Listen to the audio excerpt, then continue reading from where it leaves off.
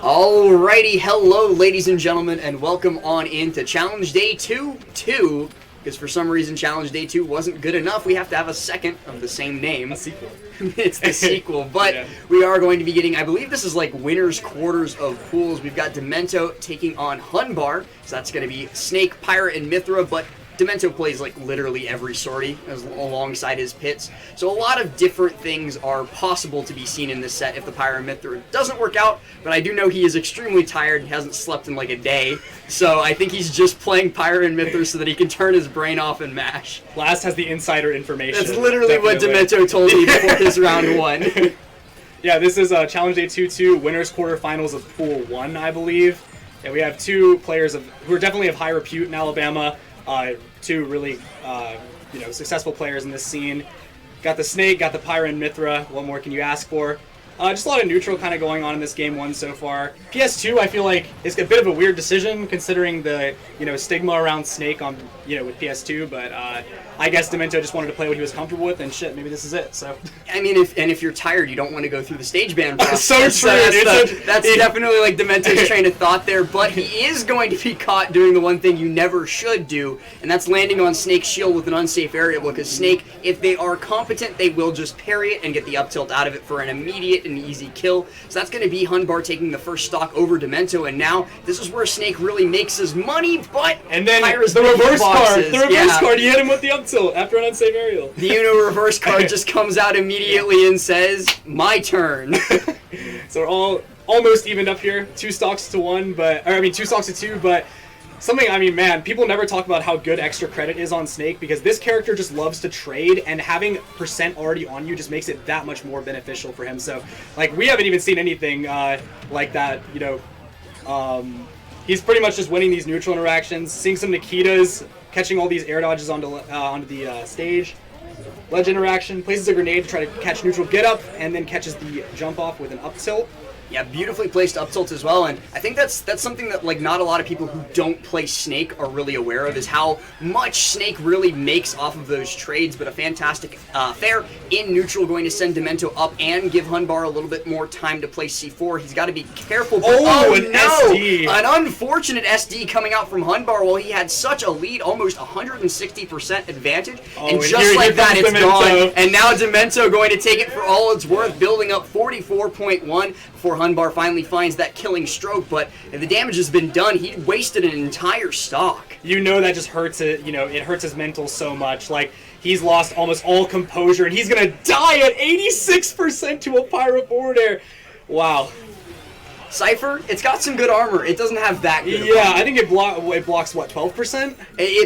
You're actually correct there. It blocks 12%, and Pyra's moves, they all do more than 12%. Look, all man, of them. I may be a 1-2er, but I know the Snake matchup. He's like literally the only character I played against in this game. So, but yeah, it looks like we're just gonna be seeing a repeat. I actually think they ran it back to PS2.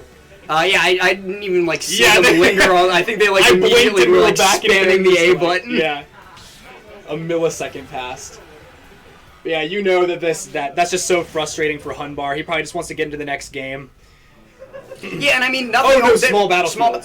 Same platform layout, just a little bit different. Bit smaller. Yeah. The big thing is that you SD'd at a critical point and threw away all your momentum, not to mention the lead that you had building, and that's like not really a thing that you need to change up. It's just okay, don't SD. Other than that, play the same.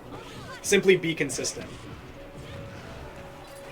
Now chasing off stage, though, he has to be very careful with how he recovers back to ledge, and a grenade kind of saving his life right there. That's going to be the one thing that he needs to make really good use of that we didn't actually get to see a ton of last game, is the frame 1 grenade pool being able to pop him out of Mythra combos and pop him out of a lot of the high damaging Pyra stuff, for example, like Dare Up Smash. Yeah, it did end up taking the second, I believe the second stock in that last game. He was up at the top.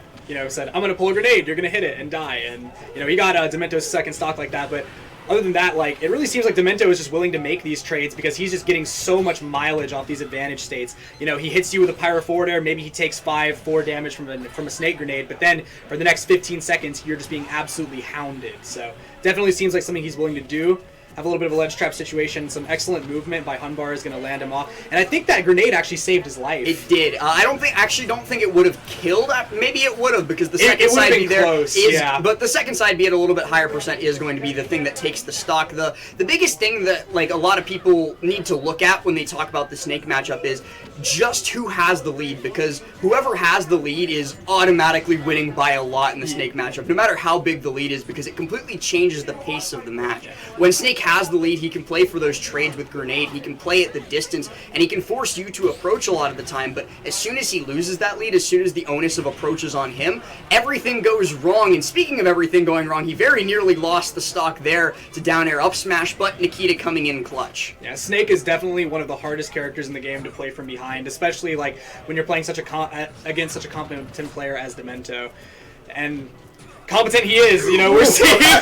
Okay, all right. I mean, if you're at 190% center stage, maybe you just decide to let it rip. I mean, you've got Rage. The Snake is what, like 80-90%, just gonna eat an entire stock for that. And that was still very calculated from Dimento as he eats the back air coast to coast and dies there. But he's had his time. He was at almost 200%. But that dash back F smash was actually very, very well played by him to be able to not just take out the early stock, but look, HunBar is definitely shaken after eating that to the face. Yeah.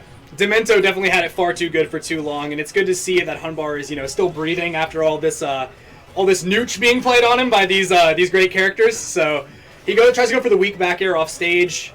Cypher covering his ascent to the ledge a little bit, and he manages to even find an up tilt onto Dimento. Yeah, but Dimento a little bit too low percent for that to find the true kill confirm that he was looking for. Actually finding the down air again, but HunBar's been doing a pretty good job of avoiding the killer moves that Pyra has a lot of the time. We're just seeing like fair raw bear killing more often than not, rather than the thing that most people have been dying to, which is that dare up smash or dare up air. Yeah. Regardless, up air is going to be the thing that closes it out in this situation, with Dimento finding it near the top blast zone and finishing out the 2-0.